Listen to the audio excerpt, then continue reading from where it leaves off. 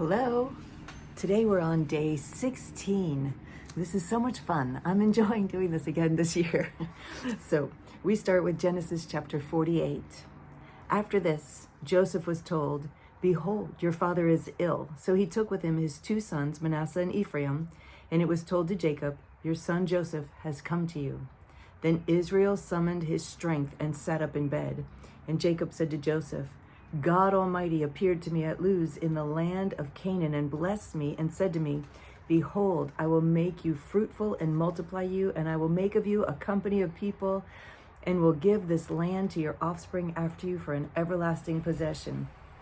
And now your two sons, who were born to you in the land of Egypt before I came to you in Egypt, are mine.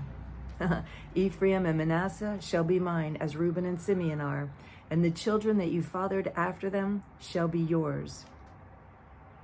They shall be called by the name of their brothers in their inheritance. As for me, when I came from Padan, to my sorrow, Rachel died in the land of Canaan on the way, when there was still some distance to go to Ephrath, and I buried her there on the way to Ephrath, that is Bethlehem.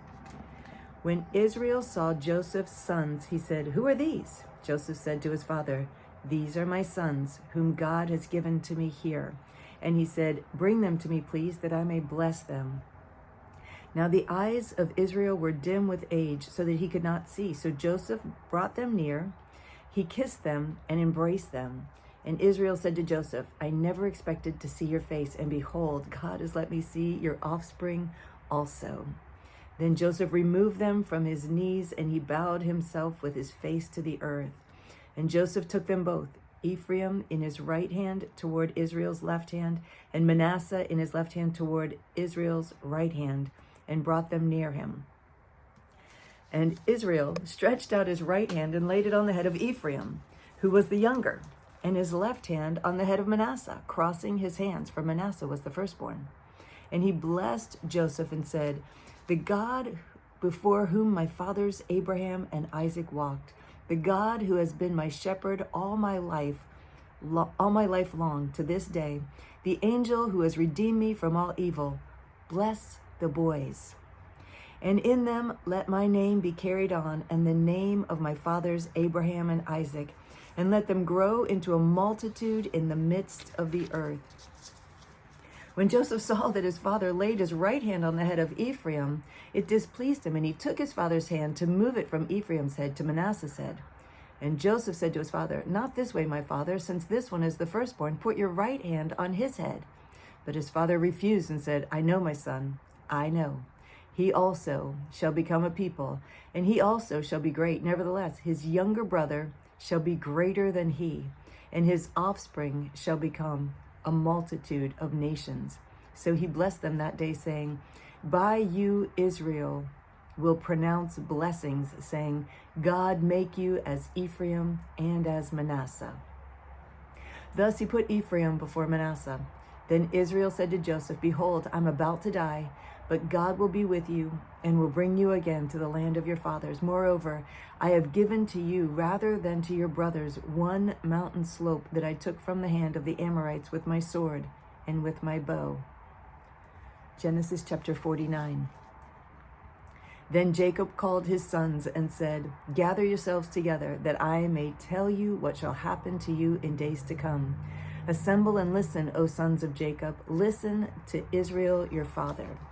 Reuben, you are my firstborn, my might and the firstfruits of my strength, preeminent in dignity and preeminent in power. Unstable as water, you shall not have preeminence, because you went up to your father's bed, then you defiled it. He went up to my couch. Simeon and Levi are brothers. Weapons of violence are their swords. Let my soul come not into their counsel. O my glory, be not joined to their company. For in their anger they killed men, and in their willfulness they hamstrung oxen. Cursed be their anger, for it is fierce, and their wrath, for it is cruel. I will divide them in Jacob and scatter them in Israel." Wow. "Judah, your brothers shall praise you. Your hand shall be on the neck of your enemies. Your father's sons shall bow down before you. Judah, is a lion's cub. From the prey, my son, you have gone up. He stooped down, he crouched as a lion, and as a lioness, who dares rouse him? The scepter shall not depart from Judah, nor the ruler's staff from between his feet, until tribute comes to him. And to him shall be the obedience of the people. Binding his foal to the vine, and his donkey's colt to the choice vine, he has washed his garments in wine, and his vesture in the blood of grapes. His eyes are darker than wine, and his teeth whiter than milk. Zebulun shall dwell at the shore of the sea. He shall become a haven for ships, and his border shall be at Sidon. Issachar is a strong donkey, crouching between the sheepfolds. He saw that a resting place was good, and that the land was pleasant. So he bowed his shoulder to bear, and became a servant at forced labor. Wow. Dan shall judge his people as one of the tribes of Israel. Dan shall be a serpent in the way, a viper by the path, that bites the horse's heels so that his rider falls backward. I wait for your salvation, O Lord.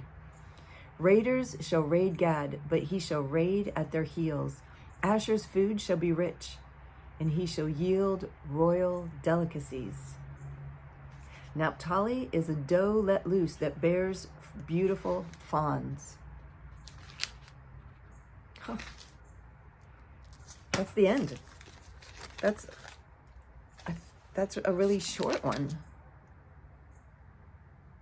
Yeah, that's the end of the reading. It's only 6 minutes. It's a quick reading today.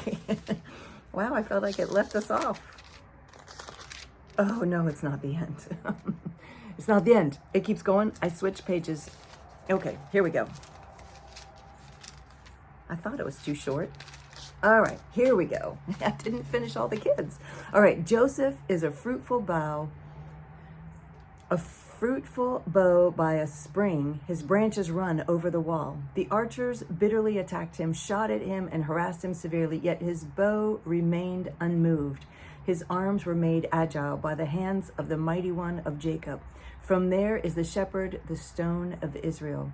By the God of your father who will help you, by the Almighty who will bless you with blessings of heaven above, blessings of the deep that crouches beneath, blessings of the breasts of the womb. The blessings of your father are mighty beyond the blessings of my parents, up to the bounties of the everlasting hills.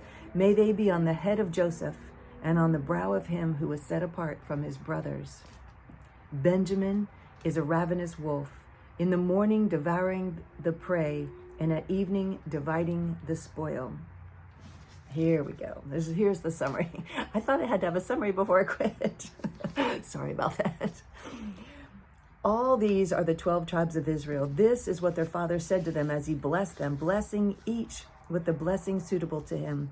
Then he commanded them and said to them, I am to be gathered to my people. Bury me with my fathers in the cave that is in the field of Ephron the Hittite, in the cave that is in the field of Machpelah to the east of Mamre, in the land of Canaan, which Abraham bought with the field from Ephron the Hittite to possess as a burying place. There they buried Abraham and Sarah his wife. There they buried Isaac and Rebekah his wife, and there I buried Leah. The field and the cave that is in it were bought from the Hittites. When Jacob finished commanding his sons, he drew up his feet into the bed and breathed his last, and was gathered to his people. Wow. Wow. So he had enough energy to bless everybody, and then just died right there with everybody right there. That's interesting that he had enough energy to do all that blessing and then died. That's pretty cool. It's pretty cool with his family gathered around him. Chapter 50. Then Joseph fell on his father's face and wept over him and kissed him. And Joseph commanded his servants, the physicians, to embalm his father. So the physicians embalmed Israel. 40 days were required for it, for that is how many are required for embalming. And the Egyptians wept for him 70 days. And when the days of weeping for him were past, Joseph spoke to the household of Pharaoh, saying, If now I have found favor in your eyes, please speak to the ears of Pharaoh, saying, My father made me swear, saying, I'm about to die. In the tomb that I hewn out for myself in the land of Canaan, there shall you bury me. Now therefore let me please go up and bury my father, then I will return. And Pharaoh answered, go up and bury your father as he made you swear. So Joseph went up to bury his father. With him went up all the servants of Pharaoh, the elders of his household, and all the elders of the land of Egypt, as well as all the household of Joseph, his brothers, and his father's household. Only their children, their flocks, and their herds were left in the land of Goshen. And there went up with them both chariots and horsemen. It was a very great company. When they came to the threshing floor of Atad, which is beyond the Jordan, they lamented there with a very great and grievous lamentation. And he made a mourning for his father 7 days. When the inhabitants of the land, the Canaanites, saw the mourning on the threshing floor of Atad, they said, this is a grievous mourning by the Egyptians. Therefore, the place was named Abed Mizraim. It is beyond the Jordan.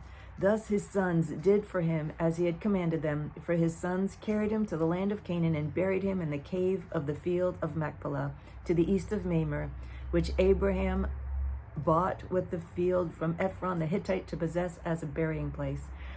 After he had buried his father, Joseph returned to Egypt with his brothers and all who had gone up with him to bury his father. When Joseph's brothers saw that their father was dead, they said, it may be that Joseph will hate us and pay us back for the evil that we did to him. So they sent a message to Joseph saying, your father gave this command before he died. Say to Joseph, please forgive the transgression of your brothers and their sin, because they did evil to you. And now please forgive the transgression of the servants of God of your father. Joseph wept when they spoke to him. His brothers also came and fell down before him and said, behold, we are your servants. But Joseph said to them, do not fear, for am I in the place of God? As for you, you meant evil against me, but God meant it for good, to bring it about that many people should be kept alive as they are today. So do not fear. I will provide for you and your little ones. Thus he comforted them and spoke kindly to them. Wow. It's so valuable that Joseph wasn't moved. He wasn't moved by the past and what people had done, and that there was no regret or revenge in him. He had already dealt with all that. And he got the heart and the mind of God. He got the perspective of God on the whole subject, so that even years later, he still responded. I mean, he wept when they came and said, please treat us well. He's like, you don't understand. God did this for a purpose. I understand you meant evil, but wow. So Joseph remained, verse 22. So Joseph remained in Egypt, he and his father's house. Joseph lived 110 years. And Joseph saw Ephraim's children to the third generation. The children also of Machir, the son of Manasseh, were counted as Joseph's own. And Joseph said to his brothers, I'm about to die, but God will visit you and bring you up out of this land to the land that he swore to Abraham, Isaac, and Jacob. Then Joseph made the sons of Israel swear, saying, God will surely visit you, and you shall carry up my bones from here. So Joseph died, being 110 years old. They embalmed him, and he was put in a coffin in Egypt. Okay, that's a good stopping place. Sorry for the little blurb in the middle. I just missed a page. But this is so fun. I'm loving reading with you. I love that you join me every day to read. I'm so encouraged by meeting with you every day. And I look forward to seeing you tomorrow. I love you.